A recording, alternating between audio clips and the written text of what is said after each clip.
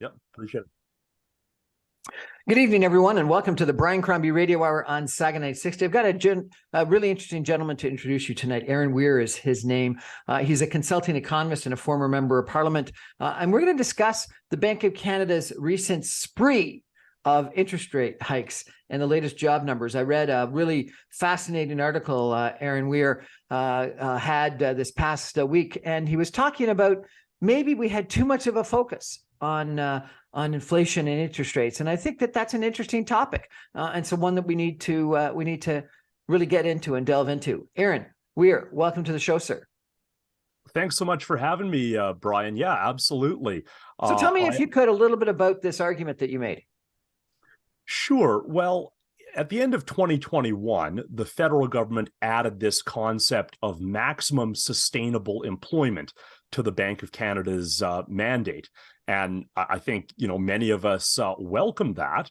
But since then, our central bank has actually undermined the job prospects of working, precariously employed, unemployed Canadians by really aggressively hiking borrowing costs at every single scheduled interest rate announcement since March of 2022. Now, I guess I should note that the day my piece was printed in the Globe this past Wednesday was the first interest rate announcement since then where the bank didn't hike interest rates. So maybe they were convinced by my op-ed, but up until then, there was what you accurately describe as a spree of interest rate hikes that I fear is starting to slow the Canadian economy. We saw that in the— But isn't that what it's designed to do? Yeah, indeed. It's designed to try to reduce inflation, and the way higher interest rates can lower inflation is by reducing borrowing that finances spending and investment. And then when there's less demand for goods and services, that lowers prices, and that's what undoes inflation. So you're right. The Bank of Canada was trying to do that. My concern is all the collateral damage to our economy and to our job market, which I think really flies in the face of this concept that the bank should be trying to promote maximum sustainable employment. So I interviewed another economist just recently who said that our unemployment level is below where it should be. That too many people are employed, and that's led to a way overheated economy and inflation. So is maximum sustainable employment a term that we can't figure out? Well, yeah, I guess that's the million-dollar question: is what level of employment is sustainable? And so for sure, you hear this argument that there's too much employment, or we need to keep a bunch of people out of work in order to prevent inflation. I think that's kind of a sad perspective, and I would much rather see us trying to keep employment as high as we can to really have the best possible job opportunities for Canadians. And I think that's an important priority, and I think that's why the government put this new language about employment into the bank's mandate. But for sure, there can be a trade-off between employment and inflation, and I think that's exactly what the federal government was trying to recognize. And I guess that's why I'm calling for the bank to take a little bit more of a balanced approach in recognition of that trade-off. And so what's the implication of your recommendation, that we live with higher inflation? Well, I guess the implementation is that I think the Bank of Canada should stop jacking up interest rates, and I'm glad that they didn't raise rates this past week. That would be one implication. I guess another implication would be that I think we need to consider different ways of managing inflation. So, I mean, raising interest rates is one tool. It can reduce inflation by hammering the economy and the job market. Raising interest rates also increases parts of inflation, right? It raises mortgage interest costs. It raises rents that are based on mortgage interest costs. So it's not necessarily the only or the best solution. There's other ways to deal with inflation. So, for example, the government can index public pensions, social assistance, minimum wages, all of those kind of supports to inflation, and to some extent already does, but rather than just indexing it, kind of once a year after the fact, there could be a much more prompt improvement in those levels as new price data comes out. Doesn't that add to a spiraling inflation then? Well, if you think that inflation is driven by, working people having and spending too much money, then yes. But I guess this goes to the question of what's actually causing this current round of inflation. And I see it as largely a result of supply bottlenecks from COVID restrictions, as well as from the Ukraine war now. So I don't think the problem here is that, Canadians have too much money in their pockets and, we need to sort of dampen down spending. I think that the problem here is factors on the supply side that are largely outside of Canada's control. And so the question is kind of how do we manage that? And, I guess, one option was interest rate hikes. The Bank of Canada has been pretty aggressive on that. Another option is kind of indexation of public supports and minimum wages. Another option, though, is really for policymakers to facilitate more working people being able to engage in collective bargaining so that Canadians can make sure that their paychecks, at least keep pace with inflation. And if the concern is that that's actually going to drive up inflation more, which, you're right, that is a concern that's out there, a potential solution is actually to negotiate cost of living allowances where compensation is actually tied to the rate of inflation. And that basically ensures that the increase in compensation isn't going to be the thing driving inflation up, that compensation is just going to rise along with inflation. So, I don't know, probably back in the 1970s, there was this concept of COLA clauses, right, a cost of living allowance. And I think we've got to kind of take another look at those sort of compensation provisions that are actually based on inflation in a kind of formulaic way.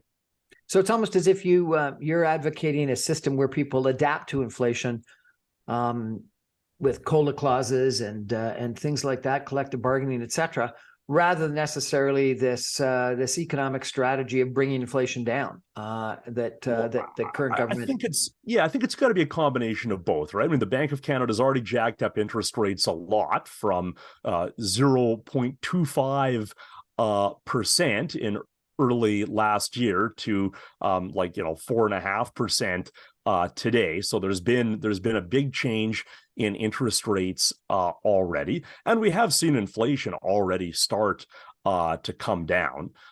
So that's one part of the puzzle. But I think another part of the puzzle is to actually safeguard Canadians against the negative effects of inflation. Because ultimately, why are we concerned about inflation? It's because we're worried that it's going to undercut people's purchasing power and standard of living. Well, we can also address that in a more direct action kind of way by ensuring that, seniors' pensions are rising promptly with prices, by ensuring that, minimum wages are actually, indexed to inflation so that our lowest paid workers are keeping up with the cost of living. We can do all of those things to, basically safeguard Canadians from the effects of inflation.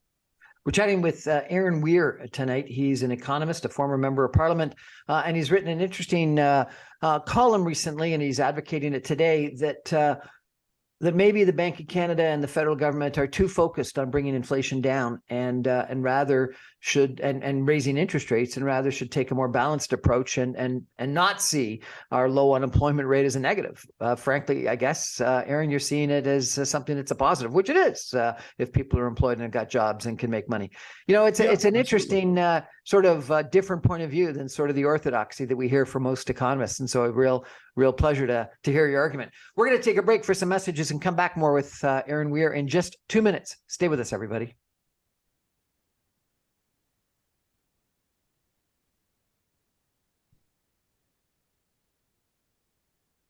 Welcome back, everyone, to the Brian Crombie Radio Hour on Saga 960. I've got a really interesting guest for us tonight. Erin Weir is his name, and we're discussing interest rates and inflation. And Erin's got a different point of view than what we hear the vast majority of the time from some, most economists, I think. And so it's an interesting discussion that we're having on interest rates. Let me tell you a little bit more about Erin before we get going here. Erin Weir grew up in Saskatchewan and completed university degrees at Regina, Calgary, and Queens, all over the map. His career began in the federal public service with the Treasury Board Secretariat, the Department of Finance, and then the Privy Council Office. Erin went to work as a trade union economist with the Canadian Labour Congress, the United Steelworkers, and the International Trade Union Confederation in Brussels, Belgium. He returned to Canada and successfully campaigned to win election as the MP for Regina Leuven.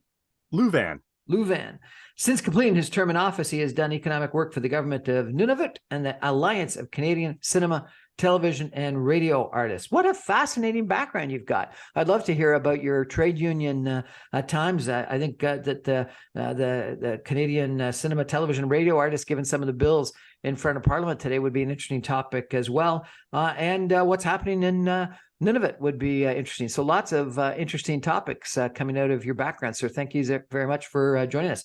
So how long were you an MP? I was an MP for a term between 2015 and 2019. Well, we'd like to have you back because we need your point of view in Parliament to hear what you've got to say. I appreciate it.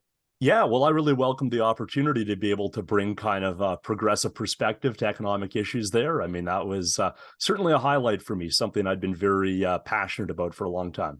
I can imagine you had a good time, and you probably would have had a really fun time arguing with Pierre Poilievre right now. Indeed, yeah. I mean, it's interesting because he's certainly brought a fairly conservative perspective to monetary policy. A lot of politicians just kind of shy away from monetary policy and say, that's kind of the business of the Bank of Canada. But Pierre has actually been fairly forthright in kind of criticizing the bank. And I mean, he was calling for the governor to resign at one point and, really putting forward, his ideas about how it should work, which, as you say, are a bit different than mine. I'd say he tends to be a little bit more hawkish on inflation, and I think would take the view that the bank should be single-minded in its focus on fighting inflation, whereas I think that more of a balance needs to be struck between controlling inflation, yes, but also promoting employment. I mean, it would be certainly interesting to debate with him in Parliament as well. But it sounds like you've got, and again, this is probably too simplistic, but it sounds like you've got the opposite point of view from him in regards to what the bank should be doing, but you also think they're not doing the right thing. And so he wants to fire them, but maybe you want to fire them too. I mean, I suppose it's possible to criticize the Bank of Canada from different directions, right? I mean, there's obviously one criticism, which I mean, I even though I wasn't the one making it, this is more the Poilievre criticism. I mean, it does have some validity that the bank kind of allowed inflation to get higher than it should, and I mean, I think the motivations for that were sound. They were obviously trying to support and boost the economy coming out of the COVID pandemic, but perhaps, with the benefit of hindsight, they let inflation get a bit high. And I guess my fear is now they've kind of overreacted the other way, and they've become very hawkish and sort of single-minded in just jacking up interest rates every single time until this past Wednesday, when thankfully they paused a bit. And yeah, I mean, my worry is that that aggressive approach to inflation, I think it's already kind of stalled economic growth. Statistics Canada identified these interest rate hikes as one of the causes for flat gross domestic product in the final quarter of last year of 2022. And, many would say, well, unemployment's still low, employment's still pretty high. But the thing is, we need employment to keep growing rapidly just to keep pace with population growth. The federal government has very aggressive immigration targets, for example. So it's not just that we need to kind of maintain some level of employment. It's that we really need a growing labor market just in order to kind of keep up with population. And I guess what we saw in the latest job numbers from Statistics Canada released this past Friday is that, yes, employment grew by about 22,000, but unemployment also grew by about 20,000. So how do both employment and unemployment grow at the same time? Well, it's because the population is getting bigger. And what it says is that there weren't enough new jobs to keep pace with that population growth. So that's really the kind of the concern that I have about Canada's job market, and what worries me about this kind of flurry of interest rate hikes that we've had over the past year. Erin, let me ask you a question here. So Pierre Poilievre, the leader of the official opposition, the leader of the Conservative Party, is arguing that it's just inflation, and that clearly Justin Trudeau, the federal government, is at fault, and he wants to fire the governor of the Bank of Canada. And simplistic again, but it's because too much deficit spending on behalf of the government of Canada, and too low interest rates, and didn't increase interest rates quick enough on the part of the governor of the Bank of Canada. You're arguing that inflation is because of a war in Ukraine and because of global supply chain challenges. How can both exist at the same time? Well, I mean, I think there can, of course, be multiple causes of inflation. So, I don't think anyone would dispute that the big expansion of the money supply to try to bolster our economy in response to COVID contributed to some inflation coming out of the pandemic. But on the other hand, I mean, I'm not sure many people would argue that the government shouldn't have pulled out all the stops to try to buttress our economy in the face of the COVID pandemic. So, I mean, yes, that has contributed to inflation, but I'm not really sure what the alternative is. And I guess, I mean, on this question of just inflation, I'd certainly give Poilievre credit that that's a better pun than Biden inflation in the States. But the truth is, I mean, this issue is happening in a whole bunch of countries, right? I mean, a whole bunch of countries went through the COVID pandemic. They had varying degrees of monetary and fiscal stimulus in response, and now they're struggling with varying degrees of inflation. So, I mean, I totally understand why, the official opposition is going to try to blame that on the government of the day, but it's certainly not an issue that's unique to Canada. It's something that's happening, But could you have taken could you as a parliamentarian, as a government, have taken a different point of view, and did any? I think that most people believe, I think the statistics are that the Biden U.S. government stimulus was actually more generous than we had in Canada. It may have resulted in higher inflation in the United States and greater job growth in the United States than in Canada. And so, they spend more money, and you take a look at the infrastructure investments and the green economy investments that the Biden government has put in place. Some people would argue those are good things. Certainly Joe Biden does, and the Democratic Party of the United States that do. So is it a global impact that inflation exists everywhere because everyone had to use deficit financing, stimulus financing during the aftermath of COVID? Well, not the aftermath, the existence of COVID, and try to come out of it? Or could you have taken, and should have governments, according to Poilievre, taken a different attitude and not spent that money? Yeah, I mean, I guess with the benefit of hindsight, you can certainly look at a lot of these programs that were kind of rolled out, in a bit of a rush, or maybe even a bit of a panic in response to COVID, and, ask whether they could have been better targeted or managed differently. Those are certainly fair questions. And of course, we should try to learn all the lessons that we can from the pandemic. But I mean, I certainly, think if we kind of remember back to 2020, I mean, the economy certainly seemed to be in free fall, and there was a big increase in unemployment. And I mean, all of that would have been a whole lot worse had governments and central banks not stepped in and tried to buttress the economy. And I mean, it wasn't just Biden, right? It was the Trump administration initially as well. I mean, huge deficit spending there, hugely stimulative policies from Trump as well. Not the same stimulative policies as from Biden, but this is something that governments were doing. And I mean, it's interesting that you make the comparison to the United States, because I think to some extent Canada would be, suffering from inflation just because there's inflation in the United States and our economies are so integrated. And of course, the war in Ukraine is another one of these international events that clearly is, messing up supply chains and driving up the price of a bunch of commodities, which, I mean, in some cases has actually been an economic boon to Canada. I mean, my home province of Saskatchewan, seems to produce almost all the same commodities as Ukraine and Russia. So, the fact that the price of those commodities has gone up has been an economic positive for Canada in some ways, but there's no question that a higher price level, means more inflation. I mean, by definition, that's what inflation is. So like a lot of this, I think, is outside the control of any one government. The UK government, at least the prior prime minister, did try a different strategy that was, some people I think described it as sort of supply side or trickle down economics. So they tried a different strategy and it didn't work very well, did it?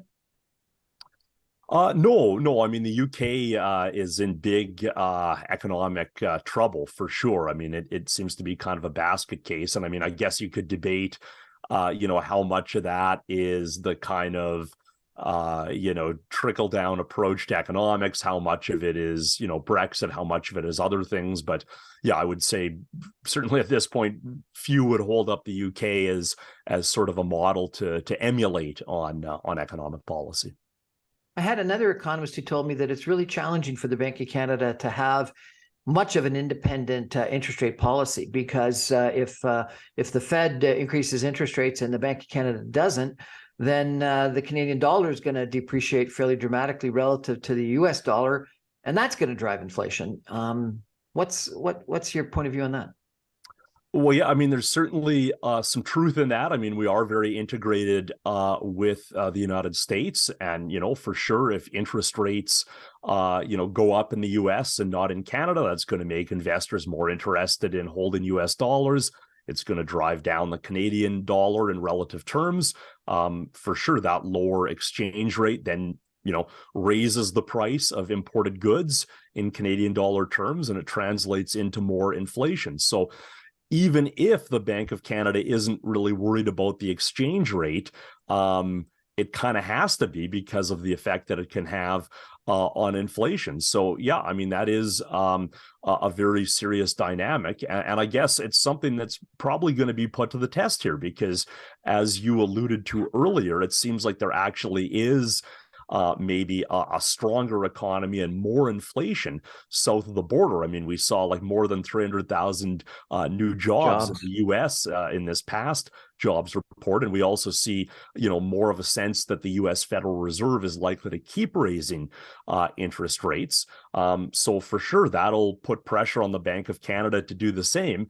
But I'm hoping they're going to resist that pressure, because I think the Bank of Canada's also got to be concerned about, our economy and, making sure not only that we maintain current levels of employment, but that we're also expanding our job market, particularly given that the federal government, is being pretty aggressive on the immigration front. So some people have been concerned about stagflation. Given the job reports, both in Canada and the United States, I guess we're not at risk of that. And then other people would say, following a strategy comparable to yours, you're not going to have a recession. You're not going to bring down inflation, and so therefore, we got to do something like we did in the 1970s with wage and price control. So what do you think is the logical implication of your strategy of not just targeting inflation, but what you're saying is you target both inflation and job employment, and you would be less less hawkish on raising interest rates. You would stem the increases in interest rates. So you would by definition be more willing to live with higher inflation. Is the implication that we're just going to have to live with higher inflation, or that we're going to have wage and price controls, or do you think it's going to come down anyway? Yeah, well, so it's worth noting that the US Federal Reserve, the Reserve Banks of Australia and New Zealand have explicit dual mandates to both control inflation and promote employment. And you're right, I'm an advocate of that in Canada. Now, the Bank of Canada doesn't even really have a full-fledged dual mandate. What it has is the 2% inflation target, and then this new language in its mandate letter that kind of sets out its policy framework, also giving it a bit of a goal of maximum sustainable employment. And I guess my point is, yeah, if that language means anything, what it means is that the bank has to take a bit of a more balanced approach between inflation and employment, and it has to worry about the labor market implications of jacking up interest rates. So I guess your question is, what is sort of the upshot of being more tolerant of inflation? Well, I think you're right. It's that we have to look at policy tools other than interest rates to try to manage inflation. So I kind of talked in the introduction already about indexation of various types of public welfare programs, minimum wages. I talked about labor market policies to let Canadians in their own workplaces try to negotiate better compensation, or hopefully compensation systems that are actually contingent on inflation.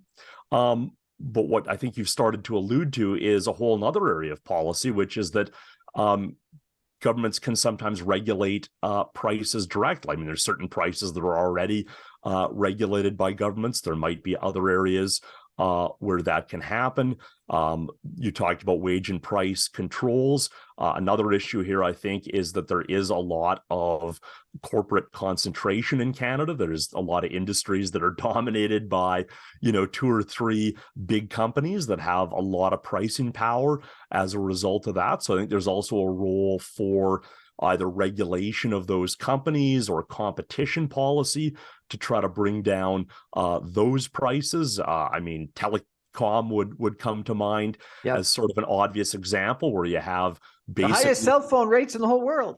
Right. Yeah. And it's as a result of, 3 companies in this kind of industry that could be described as a natural monopoly, where it's really expensive to build out the telecom infrastructure. But once you have the infrastructure in place, it's really cheap to add new customers. So it's really hard for new competitors to come into that market. So what's the solution to that? Well, one solution, was to just regulate the telecom companies, sort of treat them like a utility. I mean, that's something that I think worked pretty well for a long time before the CRTC kind of got on this deregulation bandwagon.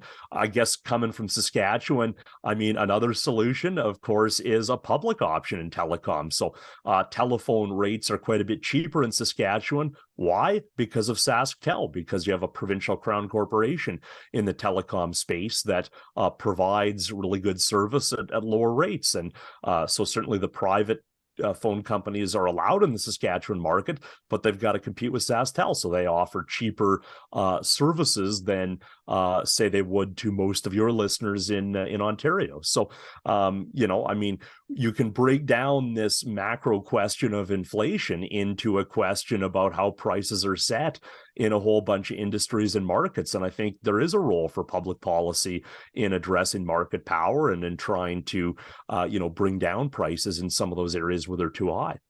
It does seem like higher interest rates, dramatically higher interest rates, and the potential for a recession is pretty tough medicine to just bring inflation down. And so I think that your argument is one that is really well worth listening to and considering. Really appreciate your column and your participation. We're going to take a break for some messages and be back in just 2 minutes with Erin Weir, incredibly interesting economist. Stay with us, everybody.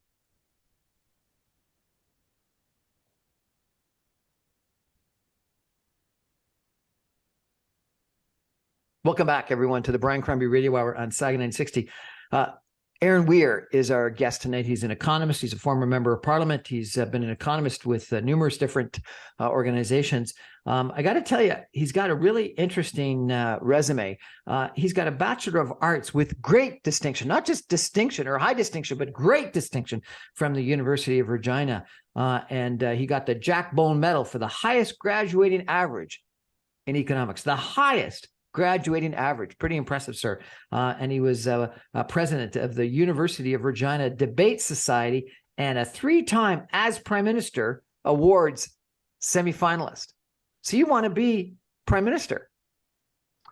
Well, I mean, I suppose, anyone who goes into federal politics, probably has that idea in the back of their mind. But yeah, as somebody who did a lot of debating in high school and university. For me, the highlight was really just being able to get up in the House of Commons and speak and ask questions and debate. I really love that. And yeah, whether you're prime minister or whether you're kind of a backbench MP as I was, it's a pretty huge thrill as someone who is interested in debate and public speaking to actually be able to do it in Parliament. That was awesome. You then went on to the University of Calgary and got a master's, and you were the Western Regional finalist for a Rhodes Scholarship.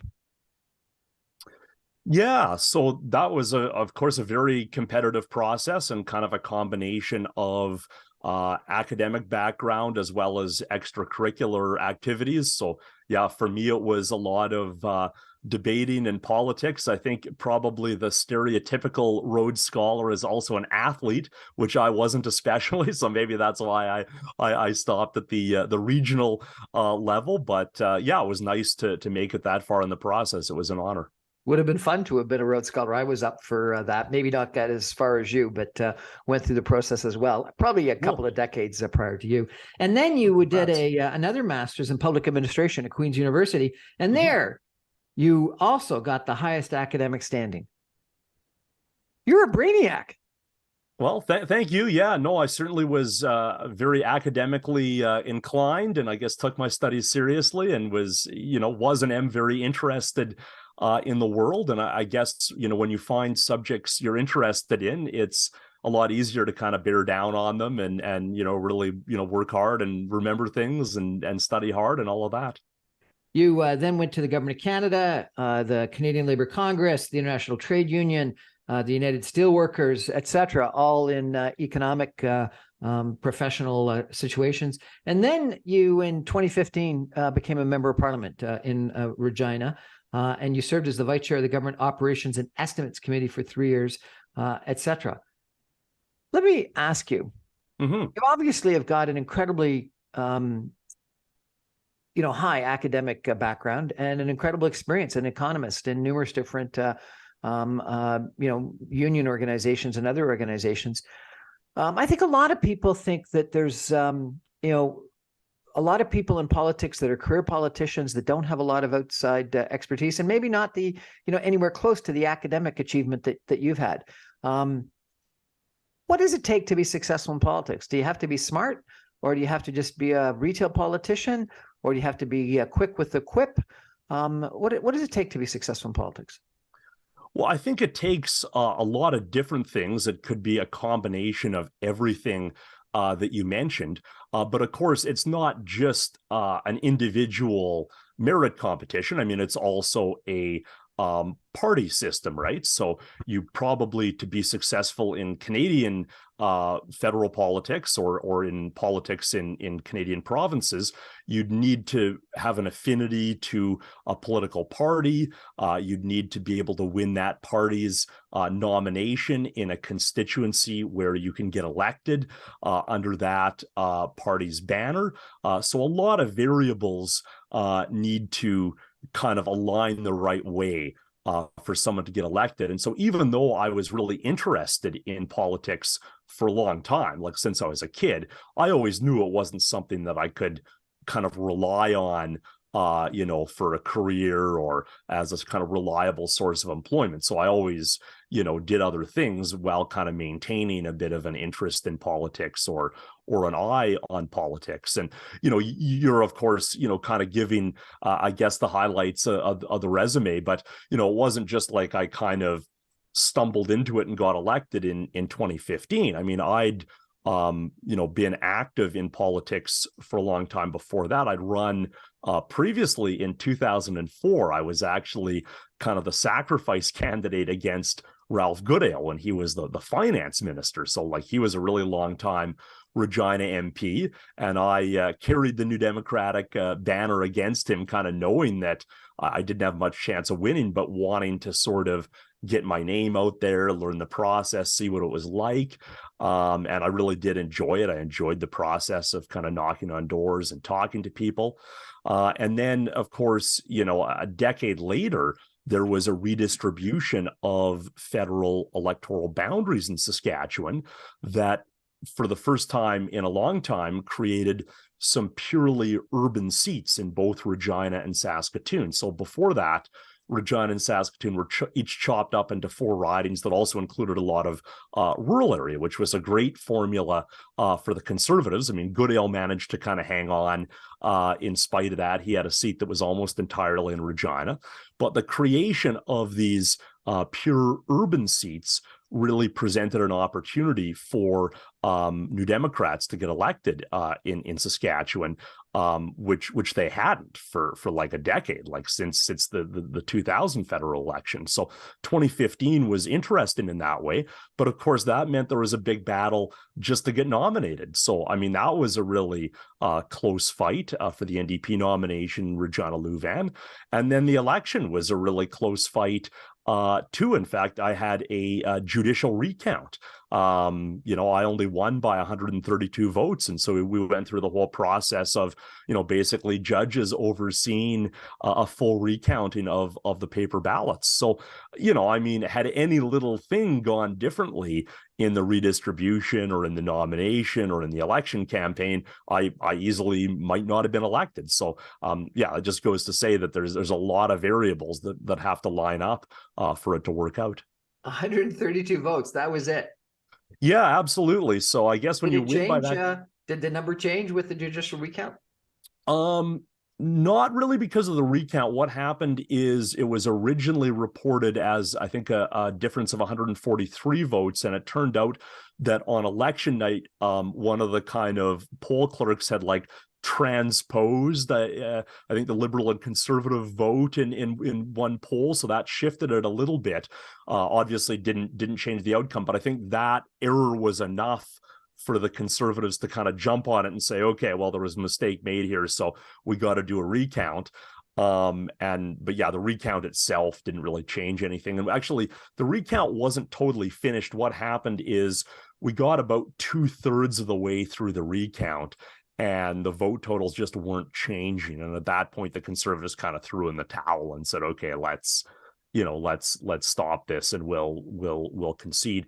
I mean, the thing is that the vote counting on election night is so accurate and it's so well scrutineered that it's got to be a really, really small margin to change on a recount. Like if somebody won by, a dozen votes or something, okay, you might find a dozen incorrectly counted ballots or something on a recount, but 132 votes, it's really close. You could say statistically maybe it's a tie, but it's sort of too many votes to really overcome on a recount. But I think it was close enough, and there had been this kind of a transposition error on election night. I think that was enough. The Conservatives felt that just for kind of their own peace of mind, they needed to do the recount. I presume you still stay abreast of what's going on politically. Let me ask you, if I could, yeah. What do you think of this supply and confidence agreement between the Jagmeet Singh NDP and Justin Trudeau Liberals? Well, I mean, I guess the positive side of it that I see is that there are, I think, some progressive elements of that agreement, right? There's the commitment to have fairly universal dental coverage. I think that's massively important. I think that's something that should be part of the public health care system. I don't really see any good reason why other healthcare is covered, but if it's your teeth in your mouth, it's not. And I think Canadians would be, certainly healthier and better off to kind of have that coverage. I think, kind of going back to our discussion about enabling more Canadians to bargain collectively, I think the commitment to anti-scab legislation is really good, because I think you want to encourage employers to negotiate with their employees in good faith, rather than just being able to sort of bring in replacement workers if there's a legal strike or lockout. So those are the positive elements that I see. I guess the kind of negative element is that it's kind of put the NDP in the position of, kind of having to prop up the Trudeau Liberals, in a lot of other situations that aren't quite so positive. So, for example, the NDP had a really strong tradition of standing up for civil rights. You remember, Tommy Douglas opposing the War Measures Act.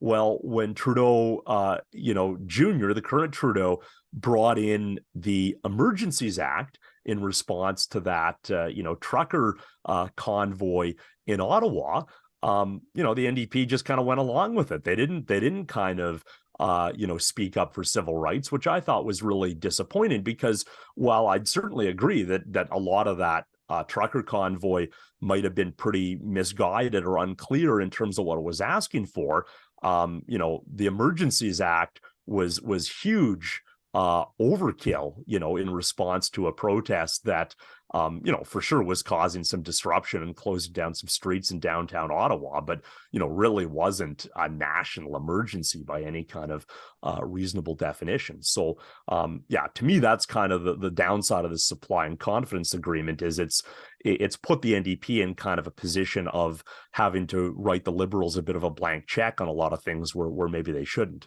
So some of the criticism from the right is that this is effectively a coalition.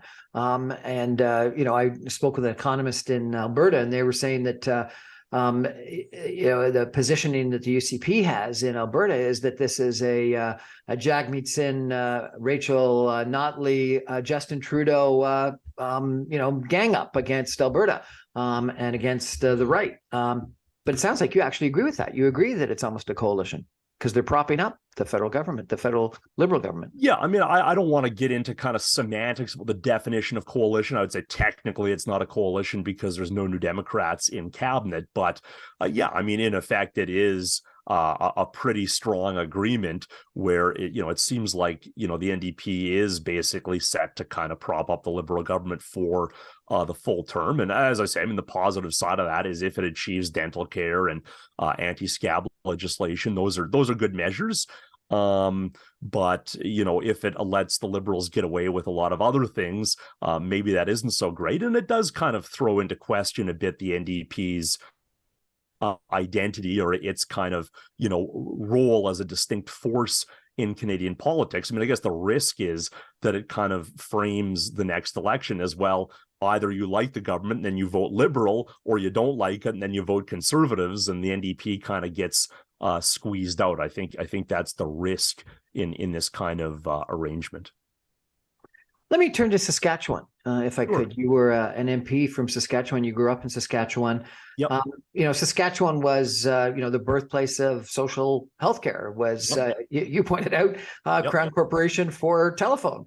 And today it appears to be controlled by an extremely right-wing government, and has at times, attitudes that some people have compared to Daniel Smith and the Sovereignty Act and Alberta policies. Mm-hmm. What's going on in Saskatchewan today? Yeah, great question. It does seem in a lot of ways like Saskatchewan has kind of evolved into the most conservative province in Canada. So for a long time, Saskatchewan had very competitive politics, right? You had the NDP was in government a lot, but you also had right-wing parties in government a fair bit. Whereas Alberta was this kind of one-party state that was always pretty conservative. And that's kind of flipped, where Alberta now has very competitive politics. It looks, you had the NDP in under Notley, then, the UCP currently, you might kind of call it the Conservatives in shorthand. And now it looks like the NDP might come back under Notley again. Whereas it's Saskatchewan that's now in this kind of almost one-party state position where the Sask party just seems totally predominant. And I think there's maybe a few reasons for that. I think one of them is that Saskatchewan is a much more rural province. So Alberta kind of urbanized, and Calgary and Edmonton are now pretty big, pretty diverse cities, and I think that's a lot of the way that the NDP has become competitive in Alberta provincial politics. Whereas, Saskatchewan, it's a bit over 1 million people, and Regina and Saskatoon are maybe, in the kind of 200,000 people each range. So most of the province is outside of those main centers. And the current dynamic in Saskatchewan politics is that the Sask party just has a complete lock on rural Saskatchewan. And then the battle is in the cities, where, the NDP wins some seats, the Sask party wins others. But a dynamic where the Sask party kind of starts out taking half the province for granted just doesn't lead to a very competitive political situation at all. Fascinating. What do you think should happen in Saskatchewan, or is it just going to stay the way it is? Well, no. I think it's important to kind of rebuild competitive politics in the province. And I mean, I think the way that that's most likely to happen is through the NDP, because it's the official opposition. It's kind of the only other political party that has seats in the Saskatchewan legislature. So I guess the question is, what does it need to do? Well, you mentioned in Alberta how the UCP really tries to kind of tie the NDP to Singh and to Trudeau and to, this kind of federal alleged coalition, which is pretty unpopular in Alberta and in Saskatchewan. I think Rachel Notley has done a pretty good job of kind of distancing herself from the federal NDP and having a kind of, distinct kind of Albertan social democratic identity. Frankly, I think the Sask NDP has got to do the same thing. They've got to really develop an identity that is separate from Singh and that's a bit separate from the federal NDP. Now, they took a little bit of a baby step in that direction, that they kind of disinvited Singh from the last provincial convention. So typically the federal NDP leader would speak at a provincial NDP convention, and they essentially said to Singh, yeah, no, don't come. And so I think that's a step in the right direction, but I think a lot more could be done to kind of establish the Sask NDP's image as a kind of prairie social democratic party, a lot less tied to this federal government that, rightly or wrongly is pretty darn unpopular in Saskatchewan. Erin Weir, interesting conversation. We're going to take a break for some messages and come back with some concluding comments in just 2 minutes. Stay with us, everybody.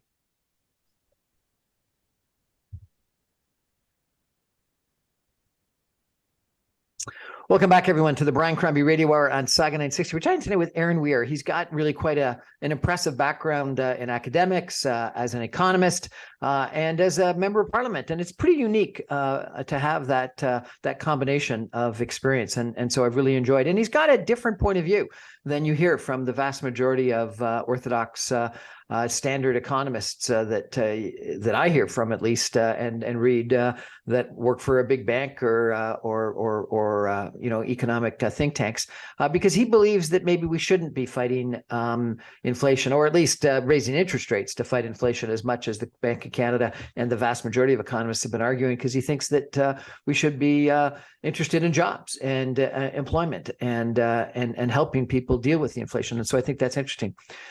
Erin, I got to ask you, given your experience and how many different trade union organizations you've been a part of, are unions good? Are unions helpful to society? Union membership appears to be down, and unions have fallen out of favor in the last sort of generation. Are unions good?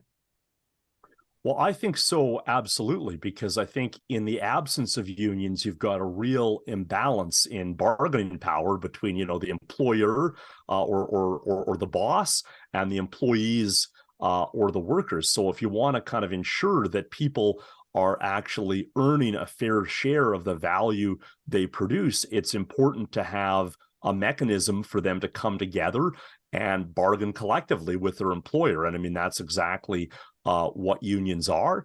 And I think, with this current rise in the cost of living, it's maybe more evident than ever, that we need mechanisms like that so that people can improve their compensation and keep pace with rising prices. So, yeah, I think that unions are very important. I think you're right that they have taken a bit of a hit in terms of their public image, but I also think that that's changing. I think during the pandemic, and I mean even before that, there was kind of a renewed appreciation for unions. I think a renewed recognition of growing inequality, and I think a correct sense that unions need to be part of the response to that. So I think we're actually starting to see a bit of an uptick in unionization, and I see that as a positive trend. Last question. If you were Minister of Finance, budget's coming up, what would you do? The paper today was filled with economists recommending, cut deficits, cut spending, think about even a balanced budget, or at least a balanced budget. What would you do if you were the Minister of Finance? Well, I guess in terms of trying to reduce deficits or ultimately balance the budget, I might cast an eye a bit more on the revenue side, something that's really happened, what's been going on for a while, but it kind of ballooned during the pandemic, was this huge explosion of corporate profits as a share of the economy. And I actually think there is room on the corporate tax side for governments to collect a fairer share of that money, which I think, is a better way of balancing the budget than, austerity, or then, kind of cutting back on these important public services and infrastructure that we so badly need. I heard one person argue that the HST should be increased back the 2 points that Stephen Harper took away. What do you think of that? Well, I mean, I wouldn't, kind of completely, rule that out, but it's really not the most progressive way of raising revenue, because it obviously, collects money from people in proportion to how much they spend. And I mean, who has to spend the biggest share of their income but the poorest members of society? And of course, there's ways of offsetting that through the HST credit. So I mean, I wouldn't completely rule that out, but I guess the first thing I would look at would be corporate taxes, just given this incredible explosion of profits, and particularly windfall profits that we've seen as a result of higher commodity prices. The Ukraine war has driven up the price of all these commodities produced in Canada, that has created all these kind of extra profits that don't result from any investment or risk taking or entrepreneurship. They're just kind of free money for these companies. So I'd like to see the public sector collect a fair share of that, and I'd focus on that, I guess, before I'd increase the HST. Erin Weir, economist, trade union activist, NDP, former NDP member of Parliament, and really smart guy. Thank you so much for joining us. I really appreciate it. Thanks so much for having me. That's our show for tonight, everybody. Thank you so much for joining. I remind you, all of my radio shows, podcasts, videocasts are available after the fact at briancrombie.com on every Monday through Friday at 6 o'clock on 960 AM. And you can stream me online, Aaron, even from Regina or Saskatoon, Saskatchewan at www.saga960am.ca. Good night, everybody.